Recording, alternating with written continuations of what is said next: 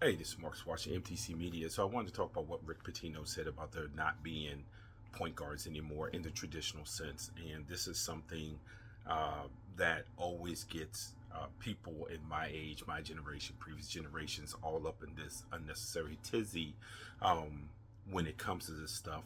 I've said this before. I first started coaching high school basketball in the late 90s, and a lot of things have changed from the late 90s to 2025 with how you coach, what fundamentals are. Fundamentals, I tell people all the time, fundamentals is a living organism. Fundamentals isn't the same as 1985.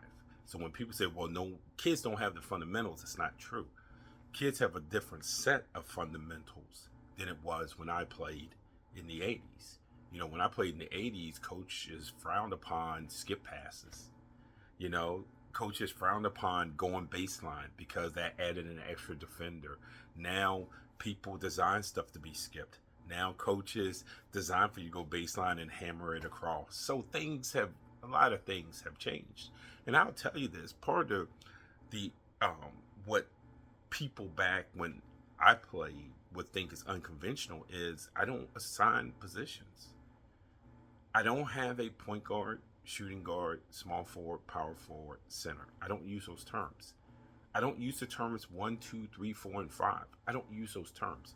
Those terms are antiquated in today's basketball. Now, what we do is when it comes to ball handlers, we have three different ball handlers. We have primary, secondary, and no, three different ball handlers. That's not associated with a number. It's not associated with position. What it is associated with is a skill set. Also, who are the guys on this team? Who are the players on this team that can get you into an offense, which is different than a kid who can kick off an offense. Those are two different things. That might come from what you think is a traditional small forward and not at a point guard who's probably more of a combo guard, right? So the simplicity of coaching and playing when I was that age, when back in the 80s, is not today. This is why coaching is so poor in the United States, and it starts on the middle school level.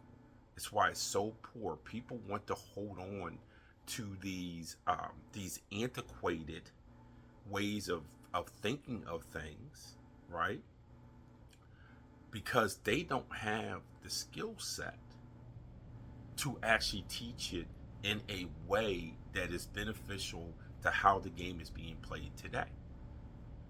The one thing I do get to do, and it's been the beauty of being a high school coach on Under Armour, and being a credentialed media member for covering a ton of college basketball, which is this. I get to talk to a lot of college coaches, a ton.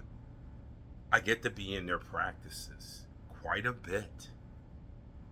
And I ask the question, where are all you middle school and high school coaches when these coaches here in the DMV have an open policy to inviting you in, where you can ask them questions, where you can see how they teach things, when you can talk to them about what they're looking for, when you can talk to them about what you can get better at and what's the teaching points in those things. Where are you? Because I want to tell you right now, when I'm in these gyms, there's no high school coaches in these gyms.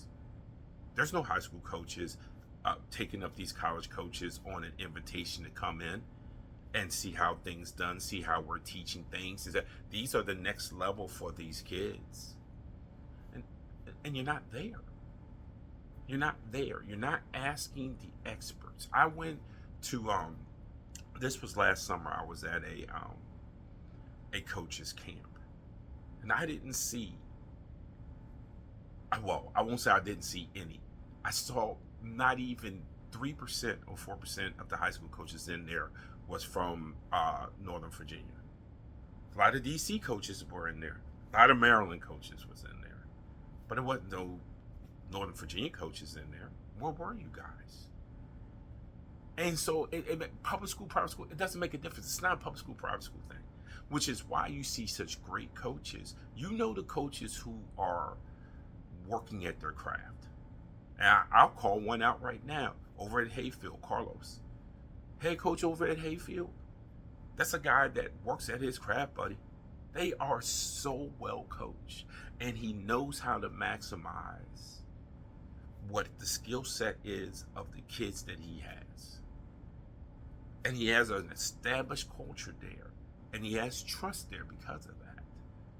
The idea of just saying you're a high school coach does not give you this certain level of respect, and it certainly doesn't mean that you have a certain level of expertise, because at the high school level, especially public school level, sometimes they're just hiring Manny the math teacher, Harry the history teacher. They're not basketball coaches.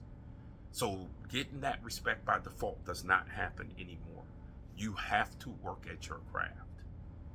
And working at your craft is going to people on the next level, which would be college coaches, asking them questions, sitting down and evaluating yourself and asking yourself as a coach, what can you be better at? Basketball is a living organism. It is not static. And if the coaches aren't doing those things and they're not holding themselves accountable and they're not sitting around here saying this is a living organism, so I need to get better, then quit blaming the kids. Quit blaming the kids. Everyone is guilty. If you want to believe in we need the traditional point guard, everyone's guilty in that going away, including college basketball, because it's going to be dependent. Look, college basketball coaches are there to keep their jobs. They pay their bills there. If that means I have a point guard that's not a point guard in a traditional sense, then it's going to be a non-traditional point guard. You have seen teams, Mark Few is terrific at it, running actions to the strengths of his players. Terrific at it. And there's plenty of college coaches that are terrific at it.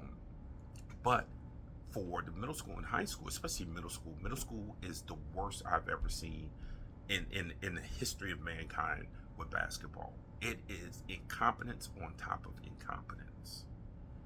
And until the coaches hold themselves to a higher standard, then screaming about we don't have point guards anymore, or this, that, and 1, 2, 3, 4, and what was what's the definition of fundamentals and all this sort of stuff? You're just wasting your time, because the failure is at the leadership. The failure is not in the player. It's Mark's Washington, MTC Media.